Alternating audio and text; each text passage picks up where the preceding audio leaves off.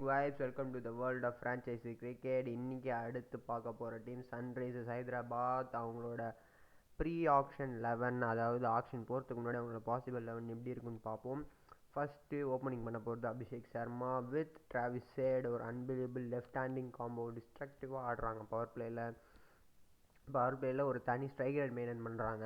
இதை தாண்டி நம்பர் 3ல் இஷான் கிஷன். போன வாட்டி இப்படி தான் இறக்குனாங்க. அந்த நம்பர் 3 ஸ்லாட் இஷான் கிஷன் தான் ஆடிட்டு இருந்தார். என்னென்னா ஒரு ஸ்லைட்லி ஒரு லெஃப்ட் ஹேண்டர்ஸ் அண்ட் லைன் அப்பாக வந்துக்கிட்டு இருக்கு. அதுதான் ஒரு இது. அதை தாண்டி நம்பர் 4ல் கிளாசன் வரணுங்க. ஏன்னா போன வாட்டி நம்பர் 4ல் அவர் வரலை. நம்பர் 4 தான் அவருக்கு ஏற்ற ஒரு ஸ்பாட்டு. ஆனால் அவர் நம்பர் 5க்கு மேலே தான் அனுப்புனாங்க. ஒரு ஃபினிஷராக பண்ணிகிட்டு இருந்தாங்க. ஆனால் நம்பர் 4ல் அவர் இறங்கி மிடில் ஓவரில் ஸ்பின்னரை டேக் ஆன் பண்ணார்னா செம்மையாக இருக்கும். அந்த ஸ்கோர் அங்கே தான் அவங்களுக்கு எவலேட் ஆகிட்டே போகும். நம்பர் 5ல்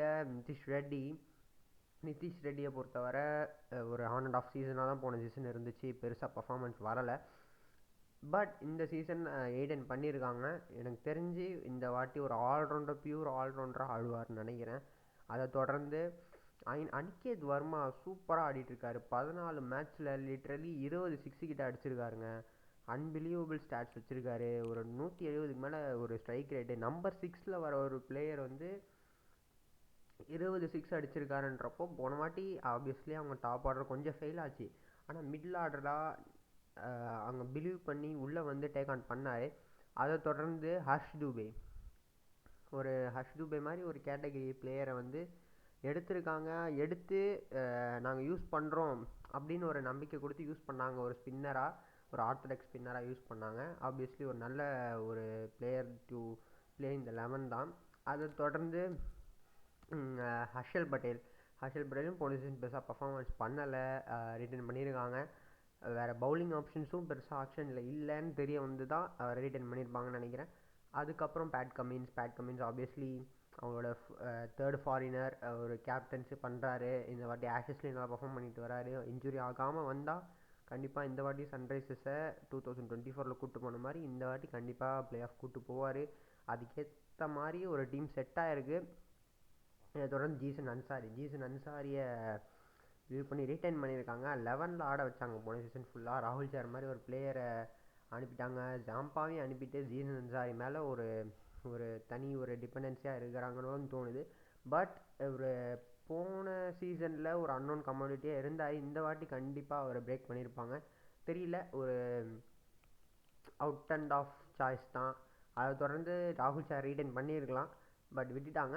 இதை தொடர்ந்து ஈஷான் மலிங்க சூப்பராக போட்டு வந்தாருங்க. போன வருஷம் சூப்பராக பண்ணிக்கிட்டு இருந்தார். டெத் ஓவர்ஸில் கன்சிஸ்டன்சியாக போட்டுட்ருந்தார். ஆப்வியஸ்லி அவர் உள்ளே ஆடுவாரான்றது ஒரு டவுட் இருக்குது. பட் ரீட்டைன் பண்ணியிருக்க 11 வச்சு அவங்க போன சீசனில் ஒரு பிலீஃபோடு ஒரு டீம் நவுத்துனாங்க.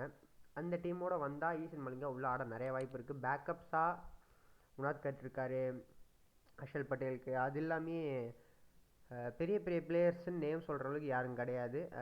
பிராண்டன் சாஸ் இருக்கார். பிராண்டன் சாஸும் ஒரு ஃபாரினர் பேட்டர் தான். அதை தொடர்ந்து ஒரு நல்ல பிளேயிங் 11 இருக்குது. இதுக்காக ஒரு இம்பேக்டில் இவங்க பேட்டிங்காக தான் போன வருஷமும் போனாங்க. ஆனால் இந்த வாட்டி பேட்டிங்கில் சிம்ரன் ரவிச்சந்திரன் சூப்பராக ஆடிக்கிட்டு இருக்காரு. செம்ம strike rate, big hitting options. Aniket Varma மாதிரி ஒரு பிளேயர் எப்படி சான்ஸ் கொடுத்து போன சீசன் கொண்டு வந்தாங்களோ, அதே மாதிரி ரீட்டைன் பண்ணாங்களோ, அதே மாதிரி தான் இவரும். ஒரு சர்ப்ரைஸ் என்னென்னா, இவர் போன சீசன் ஆடலை, பட் ரீட்டைன் பண்ணியிருக்காங்க. எனக்கு தெரிஞ்சு இந்த வாட்டி உள்ளே ஆடுறதுக்காக இம்பேக்ட் ஆகோ இல்லை ஒரு புது கமாடிட்டியை ப்ரொடியூஸ் பண்ணுறாங்களோன்ற மாதிரியும் ஒரு இது இருக்குது. ஏன்னா நம்பர் 3ல் இஷான் கிஷன் ஃபெயில் ஆனால் கூட இவர் இறங்கி அடிக்க முடியும் அப்படின்னு ஒரு சாய்ஸ்க்காகவே ரீட்டைன் பண்ணியிருக்காங்க. இதை தொடர்ந்து பெரிய ஆப்ஷனில் போவாங்க அப்படின்னா பிஷ்னாய்க்கு போக நிறைய வாய்ப்பு இருக்குது. ஜீசன் அன்சாரிக்கு பேக்கப்பாவா இல்லை ஜீசன் அன்சாரியை உட்கார வைப்பாங்களான்னு தெரியல, பட் பிஷ்னாய்க்கு போக நிறைய வாய்ப்பு இருக்குது. இவங்ககிட்ட 25 crores இருக்குங்க. அது இல்லாமல் 2 ஃபாரின் ஸ்லாட் இருக்குது. அது இல்லாமல் 10 அவைலபிள் ஸ்லாட் இருக்குது. 10 அவைலபிள் ஸ்லாட்டில் அது 2 ஃபாரின் ஸ்லாட்ஸ் இருக்குது. 25.5 crores வச்சுருக்காங்க. ஒரு நல்ல டீம் இப்போதைக்கு பேப்பரில் செட் ஆகிருக்கு. பட் அங்கங்கே ஒரு லூப் ஹோல்ஸ் இருக்குது. பேக்கப்ஸ் தேடணும். டிராவிஸ் ஹெட்டுக்கு ஒரு பேக்கப்புக்காக போவாங்க. மேக்ஸிமம் ஜேஎம்எஃப் மாதிரி ஒரு பிளேயருக்கு போக வாய்ப்பு நிறையா இருக்குது இவங்க. ஏன்னா ஹெட்டுக்கு ஒரு பேக்கப். ஏன்னா இன்ஜுரியிலேருந்து வராருன்னே வச்சுப்போமே, ஆஷஸ் முடிச்சுட்டு இன்ஜுரியில் வராருன்னா கண்டிப்பாக ஒரு ஜேஎஃப்எம் மாதிரி ஒரு பிளேயரை வாங்க நிறையா வாய்ப்பு இருக்குது. பேஸ் பிளேஸில் கிடச்சாருன்னா தூக்கி உள்ளே போட்டுப்பாங்க. அதே மாதிரி பிஷ்னாய்க்கு போவாங்க. 25 crores வச்சுருக்காங்க. பிஷ்னாய்க்கு டெஃபினெட்லி போவாங்க.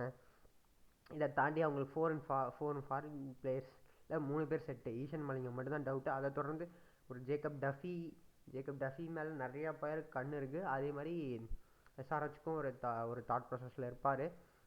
அது மட்டும் இல்லாமல் நிறைய ஒரு அகிலுசைன் மாதிரி ஒரு பிளேயருக்கு போக நிறையா வாய்ப்பு இருக்குது. ஏன்னா அகிலுசைன் ஆல்ரெடி எஸ்ஆர்ஹெச் தான் ஆடினார். ஏன்னா அவங்களுக்கு அந்த ஸ்லாட் இடிக்குது. இப்போ அஷ்துபேக்கு பதிலாக சிம்ரன் ரவிச்சந்திரன் உள்ளே ஆடினா கூட அவங்களால அஷ்துபே மாதிரி ஒரு கேட்டகரி பிளேயர் ஹிட் பண்ணுவார் டவுன் த ஆர்டர். வந்து அகிலுசைன் அங்கே சூப்பராக யூஸ் ஆவார். அது இல்லாமல் ஜார்ஜ் லிண்டேக்கும் இவங்க பார்ப்பாங்க.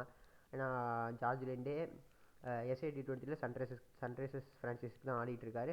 ஸோ ஜார்ஜ் லிண்டே கூட ஒரு ஆப்ஷன் தான். அவர் சூப்பராக பண்ணார் டெஸ்ட்டில். அதை தொடர்ந்து பெருசாக அவங்க ஃபாஸ்ட் பவுலர் பத்திரானாக்கு போக நிறைய வாய்ப்பு இருக்குது. பட் அமௌண்ட் இல்லை. அவங்க ஸ்டார்டிங்லேயே இந்த ஃபஸ்ட்டு 3 sets கொஞ்சம் இன்வெஸ்ட் பண்ணாங்கன்னா அவங்களால பத்திரானா வாங்குறது கொஞ்சம் கஷ்டம். பட் ஆப்வியஸ்லி பத்திரானா மாதிரி ஒரு பிளேயர் இங்கே வந்தாருன்னா சூட் ஆவார். ஏன்னா அந்த ஓப்பன் ஸ்லாட் ஒரு ஈஷான் மலிங்கா தான் ஓப்பன் ஸ்லாட்டாக இருக்கும் மேக்ஸிமம். ஆனால் ஈஷான் மலிங்கா போன வருஷம் நல்லா பர்ஃபார்ம் பண்ணார். ரிலீஸ் பண்ணியிருந்துருக்கலாமோன்னு தோணி இருக்குது. பட் அவங்க ரிட்டைன் பண்ணியிருக்காங்க. ஒரு சர்ப்ரைஸ் தான். அதர் தென் நல்ல ஒரு டீம் தாங்க. பேப்பரில் நல்லா செட் ஆகிட்டாங்க. ஆனால் இந்த பிளேயிங் 11ஓட வருவாங்களான்றது ஒரு டவுட். நான் ஆப்ஷனுக்கு அப்புறம் நிறையா முடிவு இருக்குது. இதை தொடர்ந்து நிறையா டீம்ஸ் பற்றி பார்ப்போம். Until then Cric vibes.